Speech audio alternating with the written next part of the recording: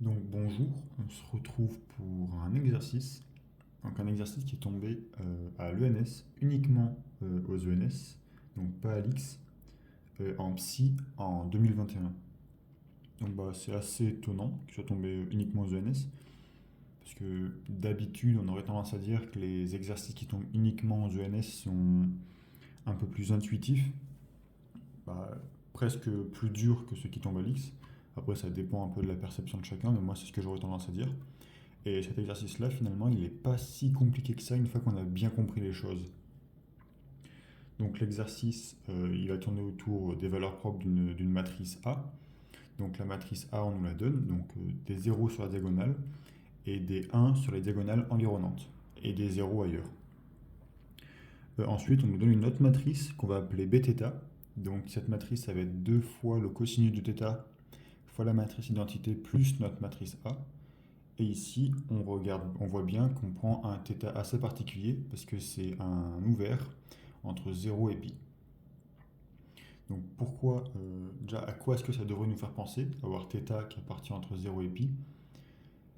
Alors si vraiment on a une intuition très développée et qu'on a déjà rencontré ce type d'exercice, on sait où on va venir et on sait qu'on va se servir de la fonction cosinus parce que la fonction cosinus est injective sur cet ouvert-là.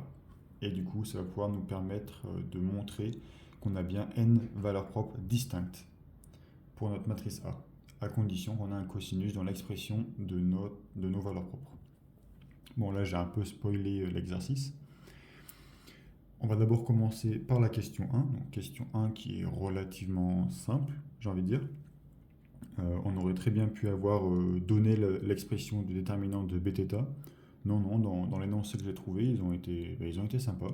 Ils nous donnent l'expression de Bθ et nous demandent de montrer que c'est bien la bonne expression. Donc là, comment est-ce qu'on fait?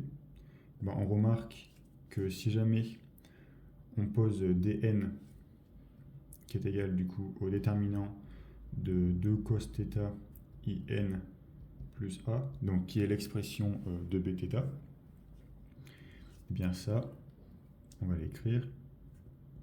On aura des 2 cos θ sur notre diagonale et des 1 sur la diagonale, sur les diagonales environnantes.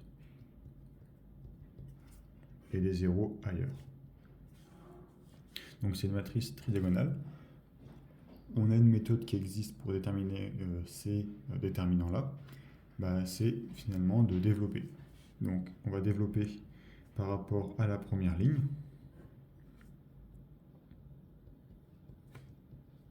Ici, ça ne nous change pas la forme de notre déterminant. Donc c'est ce qui va être intéressant ici. Il faut juste garder en tête que ici on a un déterminant maintenant d'une matrice de taille n-1. Là on était sur une matrice de taille n, là maintenant on est sur une matrice carrée de taille n-1. Carré ici aussi. Et moins, parce qu'on développe par rapport à la deuxième ligne, du coup, il y aura ici des 1 sur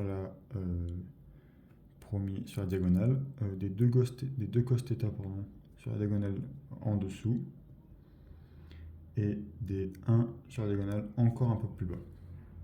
Là, du coup, je dis beaucoup. Ici, on voit que ce n'est pas exactement le déterminant qu'on voudrait, même avec une taille réduite. Et du coup, on va pouvoir dire que cette chose-là, si on redéveloppe par rapport à la première colonne, eh bien, c'est égal à la forme que l'on veut, mais cette fois avec une matrice de taille n-2. Donc, puisqu'ici, on a mis l'indice n qui nous définit la taille de la matrice, eh bien, on va avoir dn, donc le déterminant qui nous intéresse, qui va pouvoir s'écrire comme une suite récurrente d'ordre 2. Puisque cette chose-là, vu que c'est le déterminant de la matrice taille n-1, on va pouvoir noter ça comme étant dn-1. Cette chose-là étant le déterminant de la matrice n-2, on va pouvoir noter ça comme étant dn-2. Donc à partir de là, eh bien, on peut faire une récurrence pour prouver que la forme que l'exercice nous donne est bel et bien bonne. Donc, moi je vais faire la récurrence sur dn plus 1 par habitude, hein. On peut la faire, on peut rester sur n, on peut aller sur dn plus 2, voilà. Chacun fait un peu comme il veut, moi c'est strictement l'habitude. Donc ça par hypothèse de récurrence, puisque bien évidemment sur 1 et 2, le résultat est bon, ça c'est trivial, hein, on va dire. Donc ce qui va nous intéresser, ça peut être de montrer sur les autres n cette chose-là par hypothèse de récurrence.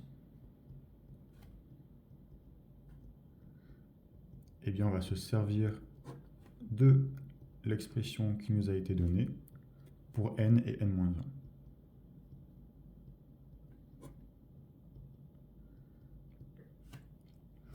Après, on sait que 2 cos θ sinus n plus 1 θ, eh bien, c'est égal à sinus n plus 2 θ plus sinus n θ. Du coup, puisqu'on a tout sur le même dénominateur, eh bien, nos sinus n θ vont se simplifier, il va nous rester uniquement le sinus n plus 2 θ. On retrouve bien le résultat attendu. Donc ça nous prouve notre formule par récurrence. Voilà. Après, comme je disais tout à l'heure, ils ont été sympas de nous donner la formule. Dans le cas où ils ne nous donnaient pas la formule, on applique la méthode. Donc on pose l'équation caractéristique. Ici, ce serait ça.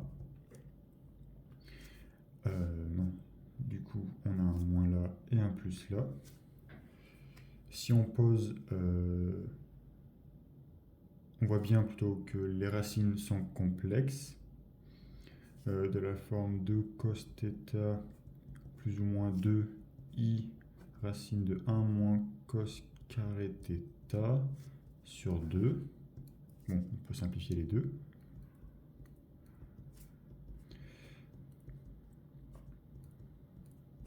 Ensuite, la racine de 1 moins cos carré θ, c'est sinus θ, si je dis pas de bêtises. Oui, c'est ça. Et ainsi, ça y est, on a nos racines.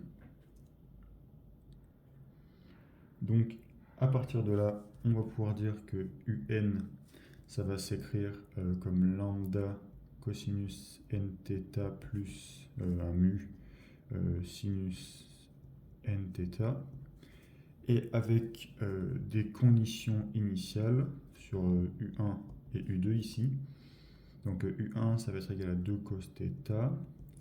Et U2, ça va être égal à 4 cos θ carré moins 1. Et à partir des conditions initiales et de l'expression de UN, on va pouvoir déterminer lambda et mu. Et normalement, je ne l'ai pas fait, hein, on devrait retomber sur déterminant de bθ qui est égal à sinus de n plus 1 θ sur sinus θ. Voilà. Donc là, ça aurait été un peu plus typique de la difficulté attendue pour les exercices des écoles normales sup. Ici, la question 1 était plutôt cadeau. Donc la deuxième question, c'était de déduire qu'à partir de la question 1, que A admettait n valeurs propres distinctes. Et là, c'est moi qui le mets entre parenthèses, on va quand même donner leur expression. C'est en donnant leur expression d'ailleurs qu'on va pouvoir être capable de dire qu'on a bien n valeurs propres distinctes.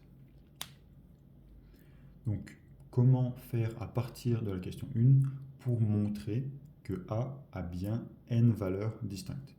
Donc ici, l'idée, ça va être de partir du fait que si le déterminant de lambda in, donc avec lambda, une valeur propre de A, est égal à 0, alors on a lambda, valeur propre de A. Nous, on va s'intéresser à un déterminant de 2 cos θ in de moins 2 cos θ in moins a, donc qui est égal à moins 1 puissance n déterminant de 2 cos θ in plus a. Donc là, on reconnaît déterminant de bθ, donc moins 1 puissance n sinus de n plus 1 θ sur sinus θ. Et le but, ça va être de montrer pour quel θ est-ce que ceci est égal à 0. Donc, si on a cette expression-là égale à 0, ça va nous impliquer que sinus n plus 1 θ est égal à 0. Donc, que n plus 1 θ est égal à k pi avec k appartenant à n, à z même. On va être plus complet. Voilà. Ainsi, on va pouvoir noter θk qui est égal à k pi sur n plus 1. Voilà. Donc là, qu'est-ce qu'on vient de faire? On vient de montrer que si on a θk quand on a θ qui s'écrit sous la forme de θk, donc avec θk noté ici, alors on a moins 2 cosinus θ qui est valeur propre de a.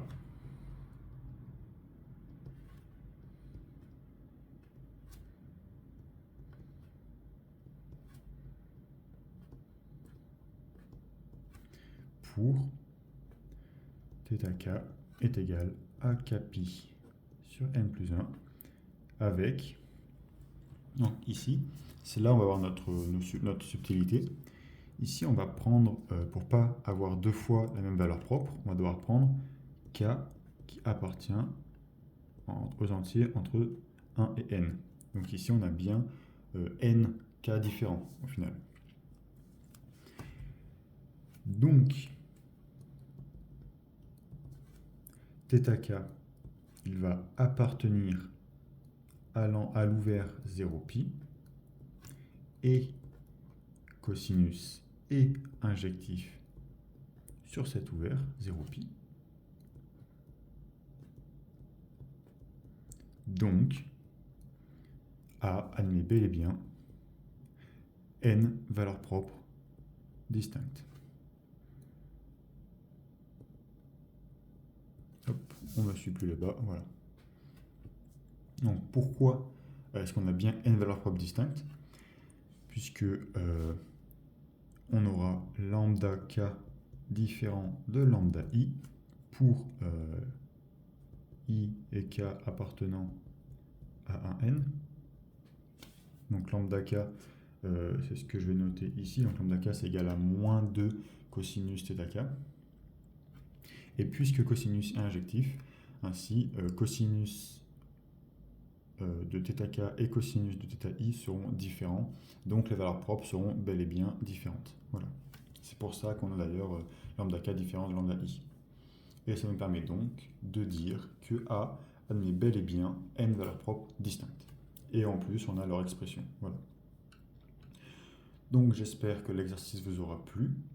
Je le précise encore une fois, ça a beau être un exercice des écoles normales sup. Honnêtement, moi j'aurais bien aimé, quand j'ai passé mes oraux des normales sup, j'aurais bien aimé avoir un exercice comme ça, honnêtement. C'est pas le cas, c'est très rare, je pense. Ici, c'est un peu exceptionnel. Je l'ai traité pour montrer l'idée, pour montrer la façon peut-être de réfléchir, d'aborder un exercice comme celui-là. Je l'avais jamais vu. La question 2, je l'avais jamais vu avec la question 1 comme ça devant. Donc c'était une nouvelle façon de voir les choses. Mais je le dis bien, un exercice aussi simple que celui-là ne risque pas de tomber de sitôt aux écoles normales sup ni à l'X. C'est un exercice qui pour moi est plutôt de niveau mine ou central. Voilà. Donc j'espère que cette vidéo vous aura plu, qu'elle vous aidera pour vos révisions, pour les oraux ou peut-être pour les écrits. Parce qu'à l'heure où je tourne cette vidéo, on est début janvier. Et je pense que c'est le début de la période pour réviser à fond les écrits, donc commencer à faire bah, des sujets qui sont tombés l'année précédente. Moi, je trouve que début janvier, ça commence vraiment à être le moment de se dépêcher à commencer à faire bah, les sujets, hein, voilà, pour bien réviser les écrits, parce que c'est dans quelques mois maintenant. Voilà. Donc, bah, bonne chance pour vos révisions et à la prochaine.